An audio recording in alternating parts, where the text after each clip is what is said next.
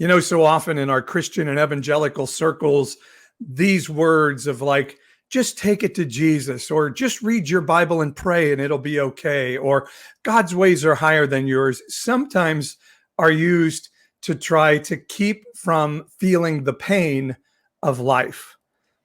Jesus didn't step away from mental health issues. Sometimes he had to go pray and have mindfulness time all night on the side of the hill. We see him crying so hard that blood vessels popped in his head in Gethsemane. We hear in Hebrews that he was heard from God because he was crying and wailing in the evening. Jesus wasn't afraid to feel his feelings and feel emotional. That's what I want to talk with you today about on my podcast as we pursue unconventional conversations for the unconventional spiritual life. There's going to be a few F-bombs today. My friend Josh Evans is with me. He's a pastor that does a podcast called I'm Effed Up, if you know what I mean. But he says the F word because he thinks it's important for us to get raw and real with one another. And you're going to hear his story today, and it's going to rock your world. A pastor who said, I have to change. I have to get mentally well. I have to get emotionally healthy so my kids don't carry on my legacy. You're not going to want to miss this story with Pastor Josh Evans. I hope you'll stick around. I also hope you'll remember that if you subscribe to my Patreon page, you're going to help build and advance this work of Pastor Paul. And if you go to the patreon.com/NPE podcast, you not only support this podcast, but my work of sharing the message of this unconventional pursuit of spiritual life that doesn't look like the evangelical Christianity we've known in the West for so long. So would you go subscribe? It's patreon.com/NPE podcast. That's nonpartisan evangelical NPE podcast. And you'll be able to help us in continuing this great work of telling the world God is not mad at you. Now let's find out more about mental health and wellness from somebody that's walked through the fire, Pastor Josh Evans of Nashville, on my podcast, where we have unconventional conversations about the unconventional pursuit of spiritual life.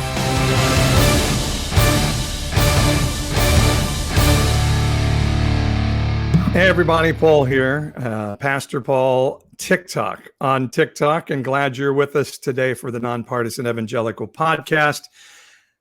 Just let me give you a warning. We're going to drop some F-bombs, probably a lot of them in the podcast today. So if rough language is difficult for you, just know ahead of time, by the very nature of my guest podcast today, you're going to hear some F-bombs drop. But I think it's a really important discussion we're going to have today of looking at identity and how do we find ourselves, and how does sometimes maybe our evangelical religion push against that. But I'm really excited to have our guest today. Josh Evans is an assistant pastor at Borderland Mission Church in Nashville.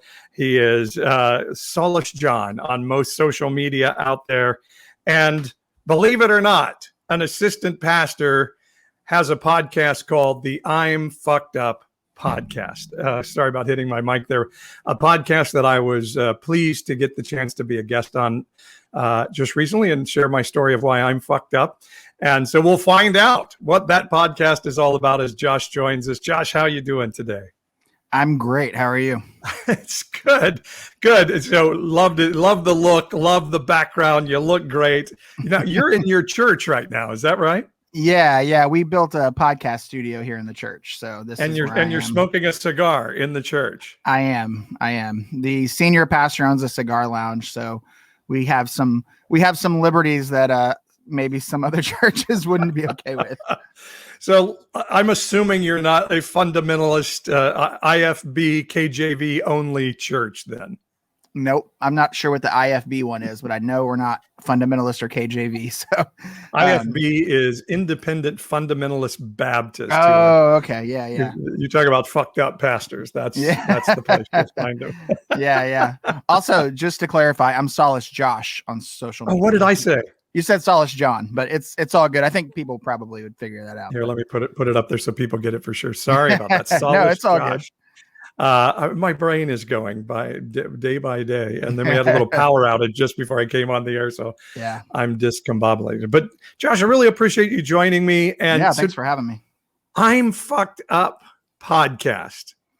Mm-hmm. What does that mean? Why? What? How did you come up with that name, and what's the point of that podcast?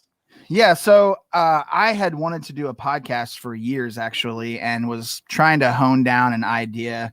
And it got to where, I mean, literally 6 years at least, I was working on, like, I kept saying I want to start a podcast. And I recorded 3 other various renditions of a podcast, and I never did anything with an episode or 2 of each. And I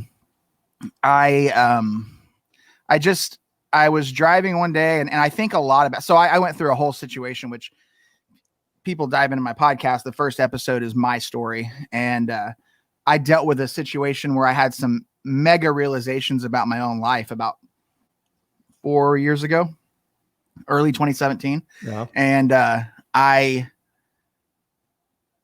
basically just realized that I thought I was a piece of shit. And that realization that that's how I viewed myself caused me to live a certain way and react a certain way. And I was very reactionary toward everything happening in life. And I was driving down the road and I had a buddy who had a band, and they actually, it was a little punk rock band, and they put out a song called I'm Fucked Up, which is the title track to our, or like the intro track for our podcast. Yeah. And I was like, man, this is good. I was like, man, that'd be a really good podcast intro. And I was like, oh, that's what I should do. I care about little else other than letting people know that it's okay to admit you're not perfect, and it's okay to be fucked up. And then thinking more about it, that process into and through and like in healing that I'm in right now, you know, not complete, but still walking through it. I was like, that's like, those are the stories that really move people to change. Like, because I remember when I was going through all of that shit 4 years ago, I didn't know what to do. I was real skeptical about seeing a therapist because I didn't trust them.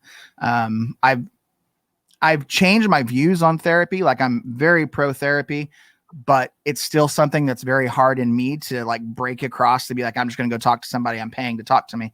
And so all I did was just sit down with my friends over a cigar and a drink. And over time, we just would get into it. I'd be like, can I tell you what I'm going through right now? And I would just break down the story of what I was going through. And it was powerful for me to get it out. And it was powerful to them to hear it. Like, most of them would end up in tears or really moved, and basically just remind me that, I'm going through this same thing. It's just, it looks a little different, but I'm going through, and it was so good for both of us. And I was finding healing in it. So I was like, man, that would be great just to get people on that aren't scared to share their story and would be willing to do it to an audience. And that's kind of where it was born. Wow. So I'm taking this goes not only to your own healing, which is still in process, but to sharing. It sounds like you have sort of a life message, perhaps, or a heart message to tell other people where you are is okay. It's okay to be messy. Yeah. It's okay to be a mess. Yeah, for sure. Absolutely. Yeah. I came from fundamentalist church. I'm not in a fundamentalist church. I'm not a fundamentalist person. But I grew up in fundamental evangelicalism, non-denom churches that were charismatic in nature, and or pretty much a church. But and my pastor was great. Like, I love the man to this day. He just recently passed. It wasn't something that I rejoiced in. He gave me a lot. And I mean, he kind of gave me the rebellious attitude to challenge the status quo, even though he was very fundamentalist himself. Wow. But I actually just lost track of what I was working toward right now, which is something that I'm probably going to do a lot, just so you know. I'm a great podcaster. We were talking about, yeah. We were talking about this as a life message of, oh yeah. It's okay to be messy. Yeah.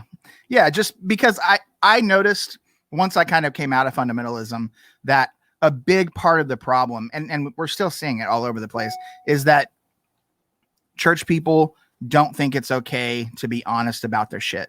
And it's so tragic, because you have church leadership putting on this this show, and this show tries to show people that we're together, we've got our shit together, we've got the answers that you need, and come to us so you can get those answers. And I understand why they're doing it, and I understand why they do so much of the shit they do. It's so fear-based, but a lot of it requires them to put on this act that they are something that they're not.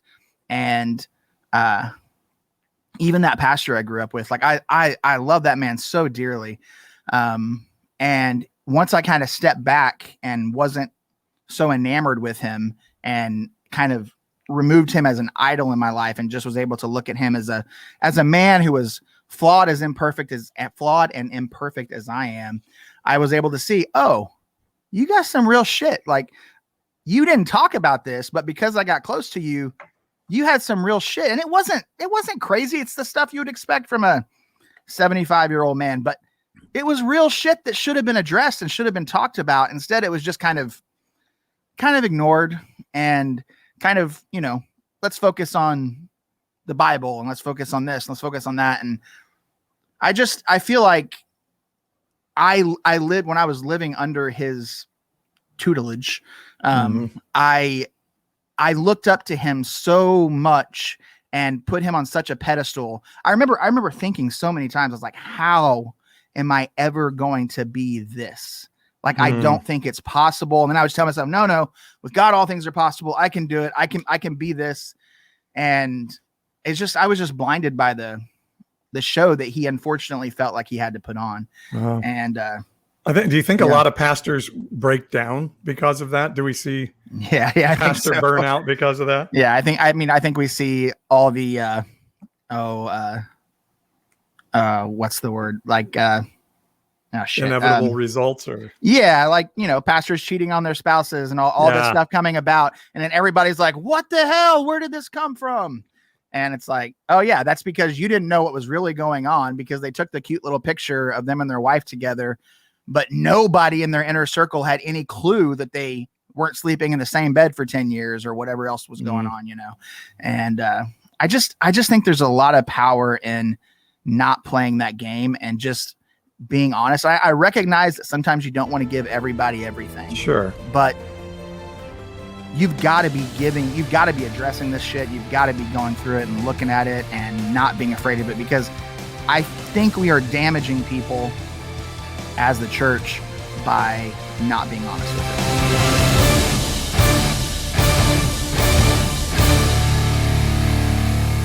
Now let's pause for a quick word on coaching with Pastor Paul. Something I hear often, is a coach really worth it? My name is Lacey, and I went through the Core Leaders Network coaching program with Paul, and it was completely life-changing for me. It literally changed the whole direction of my life. I learned so much, and the timing couldn't have been more perfect because so many things have changed at my place of employment. Having a community of others who are on the same journey make it easier to look deeply in ourselves and start to accept who we are. I was the type of person that would just adapt to my surroundings and sink back into the crowd. Paul was really great at digging to the core of who I am and helping me learn how to walk in my authentic self and embracing that with courage, without fear of what others think. One day I was like, something's not right. This was my dream. This is what I thought I was called to forever. My head was spinning. So often I'm told I never really thought about why I do what I do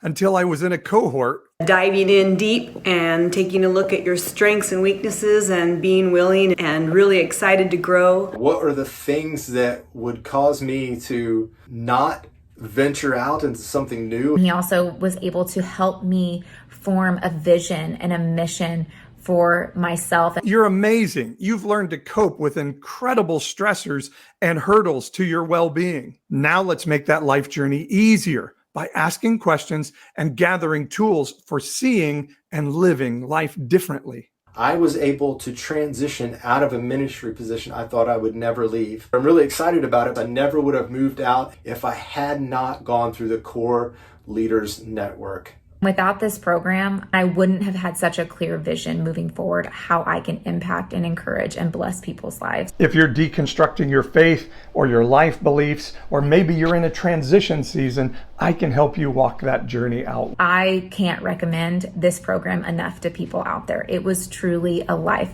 transformation for me. I will use all the information for the rest of my life. So thank you, Paul. Jump into the Core Leaders Network. It'll make you resituate where you are and what you're doing, and may generate some new ideas and generate a whole new way of thinking for you. It literally changed the whole direction of my life for the better. Thank you, Paul. Come on, live an abundant life as your best self. Join our September core cohort.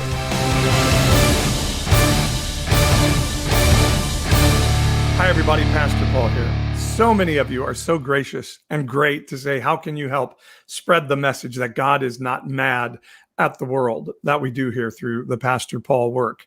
One way you can do that is subscribe to my YouTube channel and sign up for notifications from it. Let me tell you, the reason I'm asking you to do that is because I've been on TikTok and Facebook and other social media platforms and have found that those platforms really are not fair to creators. Yes, TikTok has been great at helping me expand my message, but on any given day, they can just decide none of your videos are getting out anymore. And that's been happening to me for most of 2021. I've tried to work with TikTok to figure out how I can meet what they want and how I can serve them as they serve me as a creator. And you know what TikTok does? They have no way for you to talk to a human being, and you get almost no response from them ever. And I hear this from creator after creator after creator. And if there's a platform that doesn't believe in supporting its creators and being fair and moral with its creators, then I'm not sure that that's where I want to stay and keep my work. YouTube, on the other hand, has been great. They honor their creators, and they've come up with new platforms on an ongoing basis where I now can post memes and their new shorts feature, which is their version of TikTok. And so I want you to go over there and check it out. Having said all that, will you do this? You may be on YouTube watching this video right now. If not, go to the Pastor Paul channel. And when you get there, there's going to be a subscribe button and a notification bell. When you go to my Pastor Paul channel, you're going to see a subscribe button. Click on it, and you're now subscribed to my channel. And so when you go to YouTube, you'll see my content pop up. But you see this bell here? That's the notifications bell. If you click on that, then you'll see these come up, all, personalized, or none. Click on the all. Now, every time I put content on YouTube, you'll get a notification, and every time, including every time I go live. So you'll never, ever miss another live with Pastor Paul when I go live on YouTube. Would you do that for me? That's a favor that would help a lot. I want to grow my YouTube platform, and that's where I'm going to spend a lot of my time and efforts in the future, because I want to serve a platform that serves its creators and does it well. So do me a favor, go subscribe and click that notification bell on YouTube and help grow this message that God is not mad at you from Pastor Paul.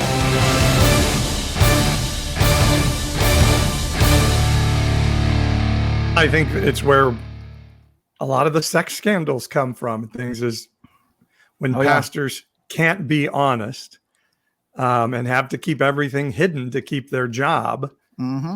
Inevitably, then they're going to have, they find some outlet that for those things, and it gets ugly. Maybe if we were a little more upfront about some of these things, we would release some of those pressure valves and have less bad things happen out there. Absolutely. I do think so. Yeah. Why do you think the church is so against that and afraid of that? Why don't we do this more? Well, I think a lot of it is they feel, as church leadership, as pastors, that people aren't going to trust them for their answers if they look flawed and as sinful as the next person, as quote unquote sinful as the next person. And it's really important, because if they're so afraid that and I'm saying this not from the outside looking in, I'm saying this from who I was 15 to 20 years ago, as a young man coming up in ministry. I was, I'm 40 now. So 20 years ago, I was 20, and I've been preaching since I was 13 in a fundamentalist church. And I was always afraid to be honest about my own shit. You know, I get with the men's group and we talk about, oh, you know, the same thing that every men's group talks about. Oh, I looked at porn or whatever. And, and all this shit that really just carries no weight. And it's just obvious. Of course you did. But here's a shocker. Men are attracted to women. Right. Shocker. Yeah. We maybe someday we should just acknowledge that, you know, people are physically attracted to each other. Yeah. Can we just figure out how to walk that out in a healthy manner rather than saying, don't do it? Yes, exactly. Yeah. Everything was just demonized. So, and it's one of those things. I think it's a chicken egg thing in some ways, because I was a senior pastor for 10 years. And yes, I needed to look good in front of the people, but I also feel like, and I don't know if the church has made people consumers or they just became consumers. Yeah. But these are consumers. And the second they see a pastor that's not perfect, they're going to go to the church that has the bounce house down the street anyway, because their kids will be happier. That's so exactly right. I do think some of it is pastors putting on airs, but again, some of it is like my income and my family's livelihood depends on me not exposing some of the things going on in my life. Yeah. And I mean, they're a reflection of the people in their congregations. They're a reflection oftentimes of what people do want. Like, they're not just doing that because people don't want it. In a lot of ways, they're doing it because that is what people want. That's what grows the big church. That's what brings in the bucks. And I've always been very fortunately unfortunate to not be able to or have to rely upon the church for my financial well-being. There were times, you know, I've been pastoring for 11 years now, and there were times when I really was like, man, this would be a whole hell of a lot easier if I could get a salary, but I couldn't pull in the right numbers of people being honest about who I was and what I was thinking and journeying. I planted a church, you know, what I say 11 years ago in 2010. And I literally journeyed with those people for 9 years. Like, it was me figuring shit out as they were figuring shit out, me being honest about the fact that I didn't know. And that doesn't sell well. It just doesn't sell well. I don't know is not an acceptable answer, is it? Right. It's so true. And I'm starting to wonder if, and obviously this can't be a universal thing, but if having a mortgage and having a payroll isn't a real problem in every church. And obviously that's a very broad universal statement. Yeah. But I know for me, I wasn't afraid of speaking out and saying things that were uncomfortable for the people. Right. But I was afraid of that look in the eye of my staff when they're like, oh shit, are we going to be able to pay payroll next week? Yeah. That impacts you. And it can't help but not. And we can all be really high and mighty about, well, pastors ought not to worry about money, right up until it's your income and your family's well-being that's on the line. Yeah, exactly. Yeah.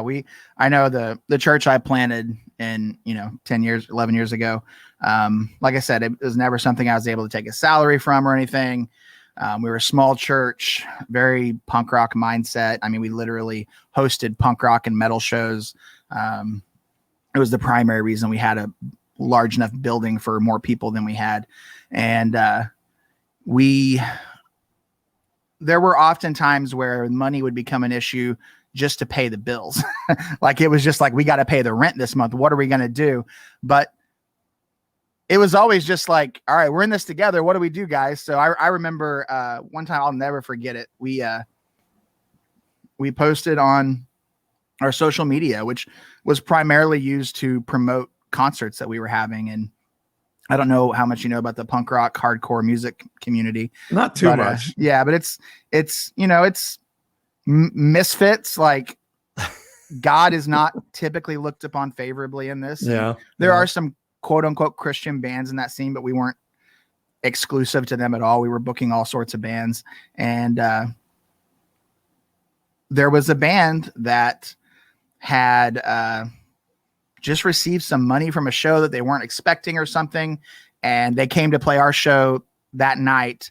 And they literally brought us a Wonder Bread bag full of cash and it was exactly enough to pay our rent, and which we had posted about what we needed, and they just brought that, like, hey, we had extra money from the show we played, and we wanted to make sure you guys could pay your rent this month. And those guys weren't Christians at all. There may have been a person or two in the band that had some kind of faith, but for the most part, they were not Christians. And but they just saw that we were, as a church, we were offering value into their community that was beyond just a Sunday morning service, And so that when you do, like, I think money problems and stuff like that are always a thing with any type of organization. It just depends on if you're trying to sell a product, you have to be real careful about how you handle that, because it's like, well, we don't want to run people off. We don't want to do this. We don't want people to think we don't have our shit together and we can't pay our bills, because maybe they'll think the bigger church down the road has it together. It just was never a thing for me through that. So.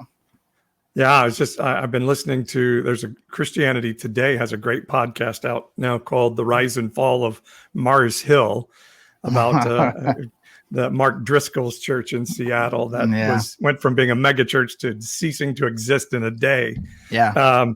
And that's what, the talk of the church often was, protect the brand, but, a church protecting the brand. And once we become about the brand, then it suddenly, if you feel like there's a tough message to give to the people, it becomes a little bit more difficult. Yeah. And man, I remember I was never like really on the Mars Hill thing, but I had a good friend who was a part of that church. He's part of one of their satellite churches, and I had some other friends that were part of like the Acts 29 thing that they were a part of somehow. Yeah. But, so I never really got on the Driscoll bandwagon, but I remember I watched a documentary that they put out about how he started the church. And this is while I had my little punk rock church. And I walked away and I was like, man, I get it. That's it. Like, I don't remember what it was, but there was something in it about this drive and motivation and just getting out there and pushing it. And I walked away thinking like, this is good. Like, this is good stuff. I need to remember this. Cause I always, in the back of my mind, despite being what we were and who I knew we were supposed to be, I was always in the back of my mind trying to figure out how to grow it.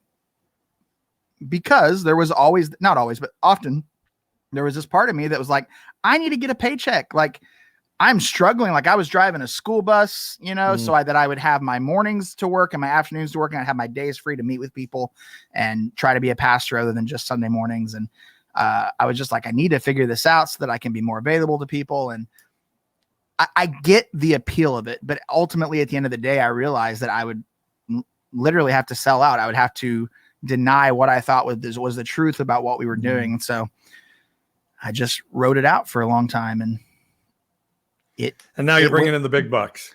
Still not. No. Wait, there's supposed to be a happy end to that story. No, Come on. The happy end is I'm not looking for it anymore. I'm content in doing whatever jobs I do, various to make money to support my family and let the church be the church. So there you go. And that's really what it's about, right? I was just saying today in a clip I was doing, Jesus came to bring life to the full. I think that is max healthiness. And so you got there. So you have a podcast called I'm Fucked Up. Yeah. You have a senior pastor who's on board with that. Yep. How do you see that philosophy playing out in your church community there? Has it infiltrated itself into how your church operates? It has. Honestly, it was probably more of a reflection of how we already were. Gotcha. Okay. Because when I brought the idea to my pastor, I didn't expect.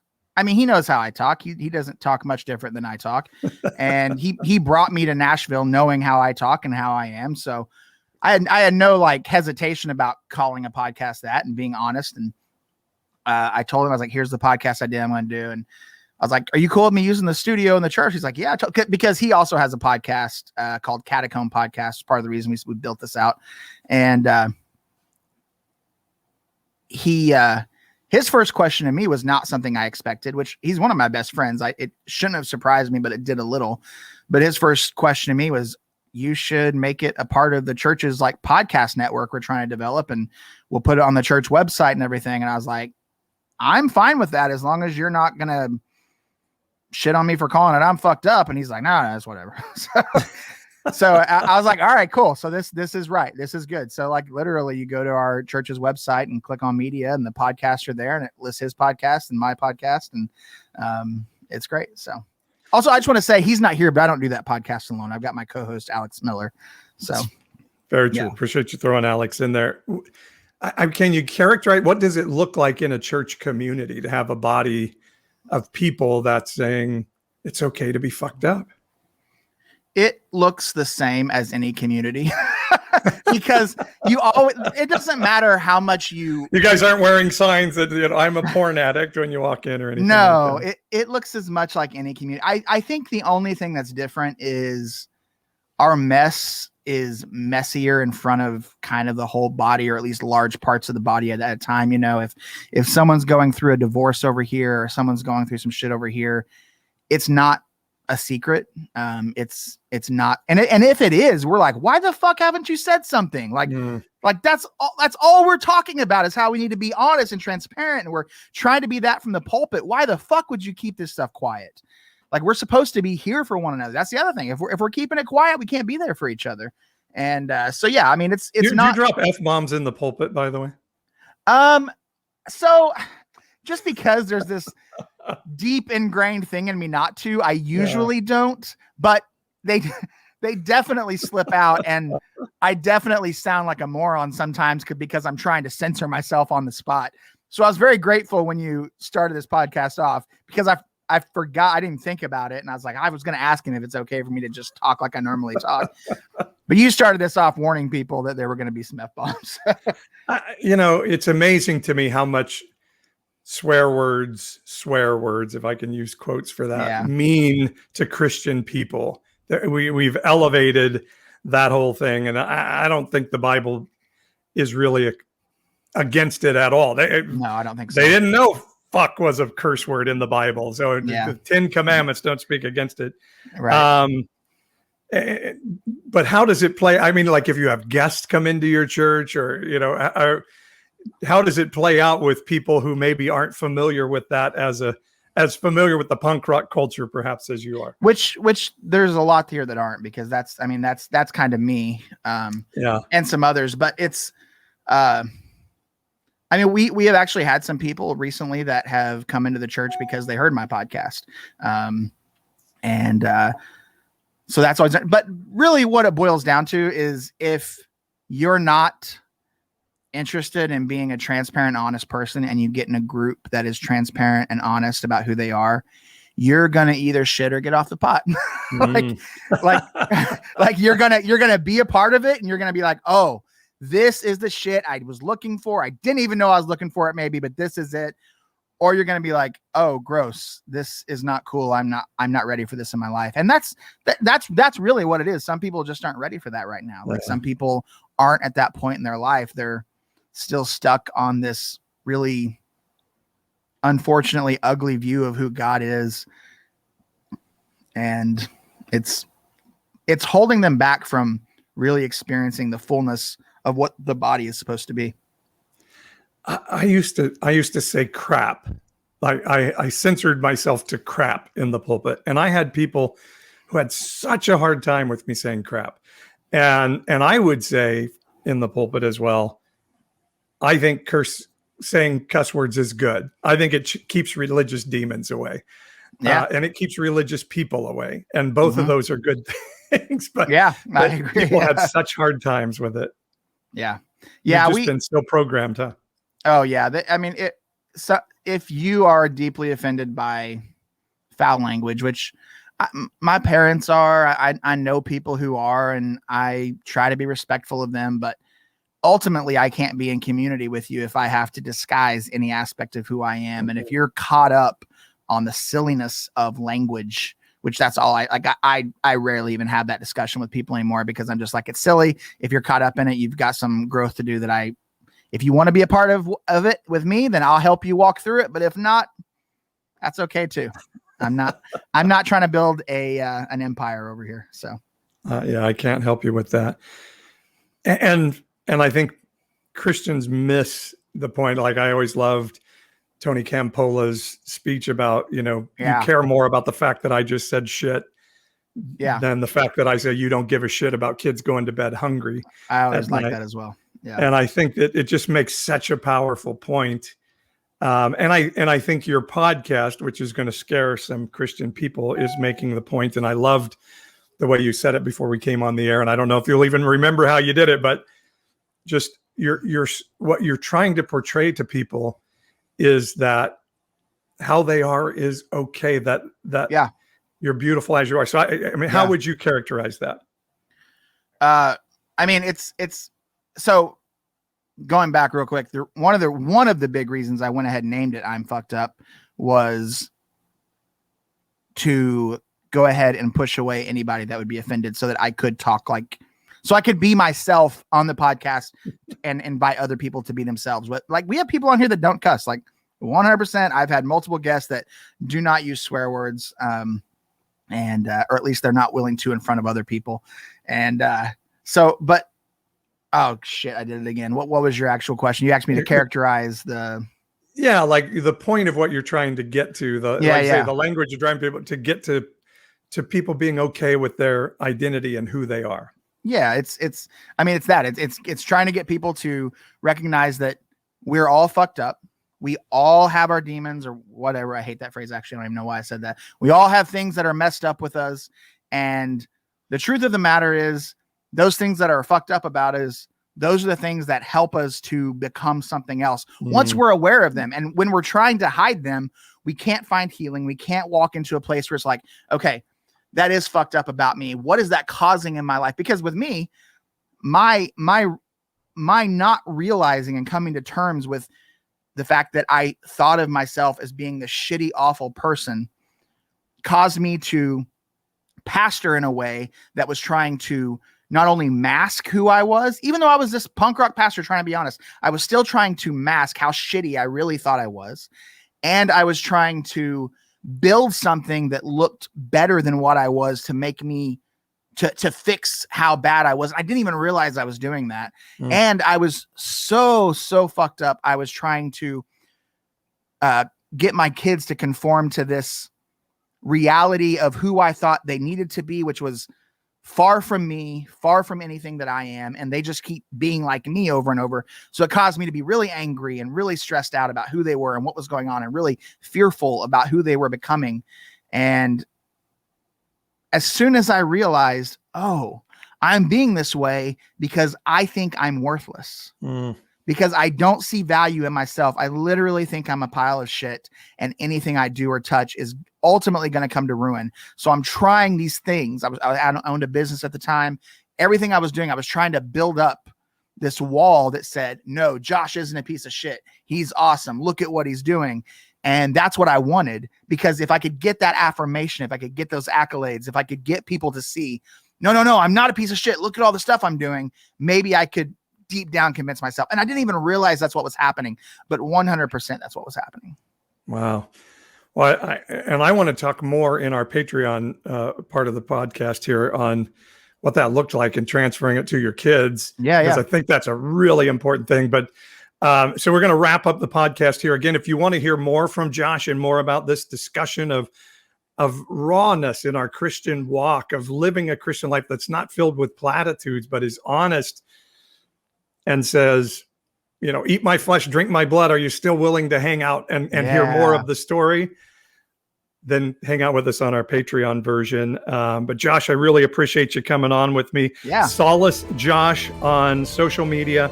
I'm Fucked Up on TikTok, and an assistant pastor at Borderland Mission in Nashville. A lot of fun talking to you. And again, guys, if you want to hear more, go to my Patreon page and we're going to talk more to Josh.